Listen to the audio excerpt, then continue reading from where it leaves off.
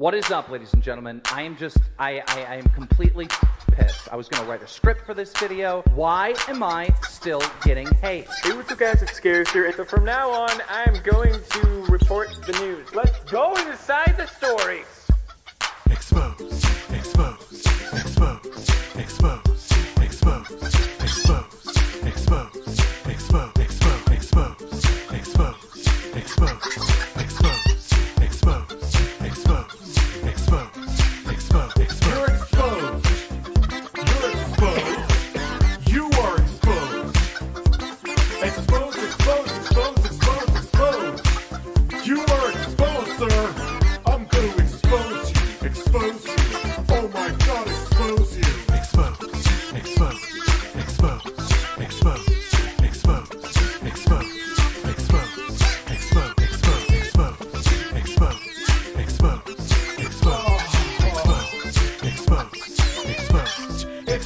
Some exposure, some exposure, some exposure. Expose myself to you, to you, to you.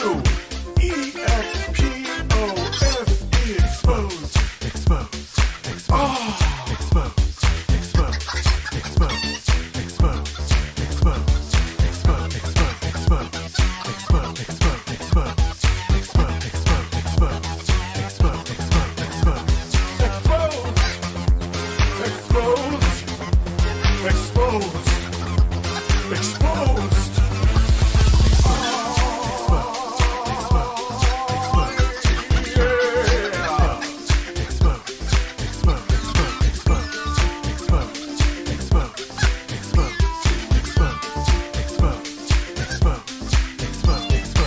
Hashtag drama alert, there's news to expose.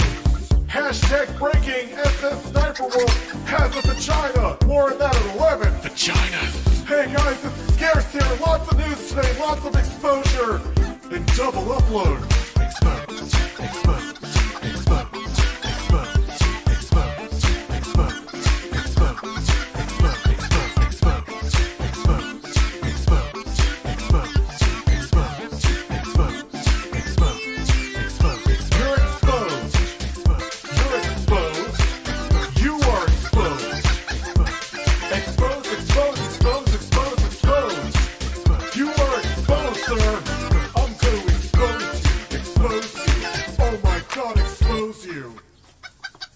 What is up, ladies and gentlemen? I am completely pissed. I was gonna write a script for this video. Why am I still getting hate? Hey, what's up guys, it's Scarcer, and so from now on, I'm going to report the news. Let's go inside the stories!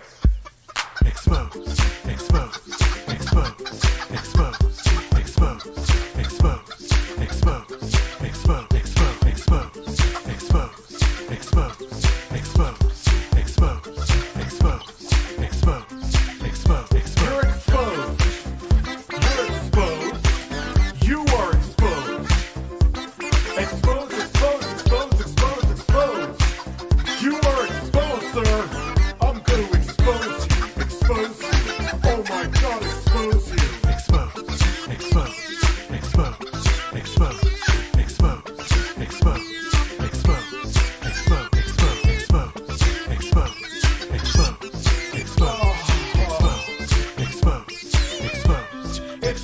Some exposure, some exposure, some exposure.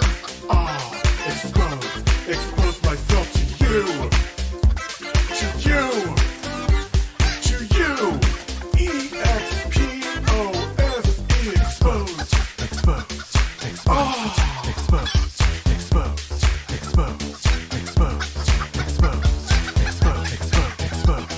expose, expose, expose.